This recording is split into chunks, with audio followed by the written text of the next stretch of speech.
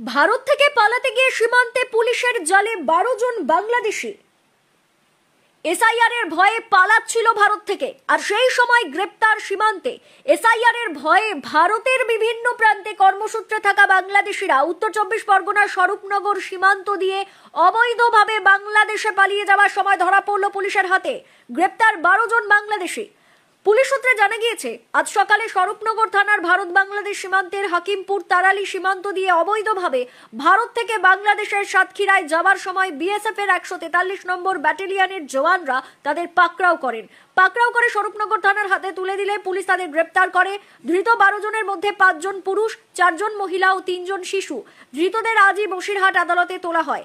জেরায় তারা জানান, বছর 3 আগে অবৈধভাবে সীমান্ত পেরিয়ে এদেশে আসেন তারা। তারপর থেকে তারা ভারতের বিভিন্ন প্রান্তে কর্মসূত্রে বসবাস করছিলেন। এখন এসআইআর এর ভয়ে তারা বাংলাদেশে ফিরে যাচ্ছিলেন। ওদিকে পুলিশ ও বিএসএফ এর যৌথ উদ্যোগে ইসলামপুরেও গ্রেপ্তার এক বাংলাদেশি যুবক। এই ঘটনায় রীতিমতো চাঞ্চল্য ছড়িয়েছে ইসলামপুরে। পুলিশ সূত্রে জানা গিয়েছে, ওই বাংলাদেশি যুবকের কাছে বাংলাদেশি পাসপোর্ট থেকে শুরু করে ভারতের আধার কার্ড, ভোটার কার্ড সবই রয়েছে। যুবকের বাড়ি বাংলাদেশের বালিয়াডাঙ্গা থানার এলাকায়। তার বাংলাদেশে নাম পঞ্চানন পাল এবং ভারতে নাম রূপায়ণ পাল। দিল্লির গুরগাঁওয়ে একটি কোম্পানিতে কাজ করত।